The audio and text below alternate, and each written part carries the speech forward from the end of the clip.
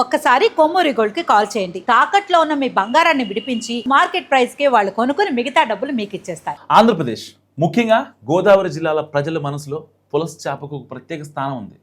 పుస్తెలు అమ్మైనా సరే పులస తినాలి అనే సామెత ఈ చేపకున్న అసాధారణ డిమాండ్ను, దాని అధిక ధరలను క్రియేట్ చేస్తుంది. అయితే గోదావరిలో ఇదే పులస రుచి, దాని ప్రత్యేకతలు చాలామందికి ఆసక్తిని కలిగిస్తాయి. వాస్తవానికి పులస అనేది సముద్రంలో నివసించే హిల్సా ఇలీషా అనే చేప జాతికి చెందింది. సముద్రంలో ఉన్నప్పుడు దీనిని ఇలస లేదా విలస అని పిలుస్తారు. ఈ చేప గుడ్లు పెట్టేందుకు సముద్రం నుంచి నదుల వైపు వలస వస్తుంది. ముఖ్యంగా గోదావరి నదిలోకి ఎదురు ఇది వచ్చే ఈ చేప ఆ ప్రయాణంలో దాని శారీరక నిర్మాణం, రుచిలో చాలా మార్పులకు లోనవుతుంది. సముద్రం నుంచి మంచి నీటిలోకి వచ్చిన తర్వాత దాని శరీరం గోదావరి నీటి రంగును సంతరించుకుంటుంది. అసలు గోదావరి పులస గోదావరి నీటి రంగులో ఉంటుంది.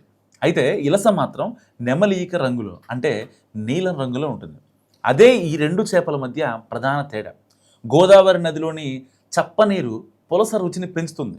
సముద్రం నుంచి మంచినీటికి రావడానికి చేప ఎదురెదినప్పుడు దాని శరీరంలో కొవ్వు బాగా పెరిగిపోతుంది. ఈ కొవ్వు పదార్థాలు ముఖ్యంగా చేప పొట్ట భాగంలో కేంద్రీకృతమై ఉంటాయి.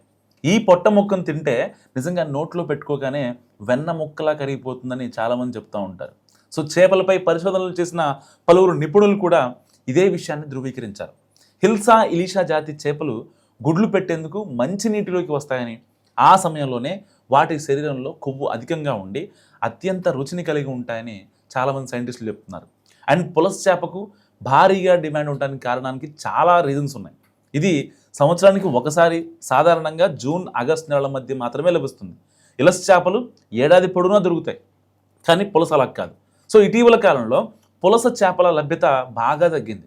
ఈ ఏడాది ఎల్నినో ప్రభావం, ఇతర కారణాల వల్ల ఇప్పటి వరకు 2-3 చేపలు లభ్యమయ్యాయి అంతే.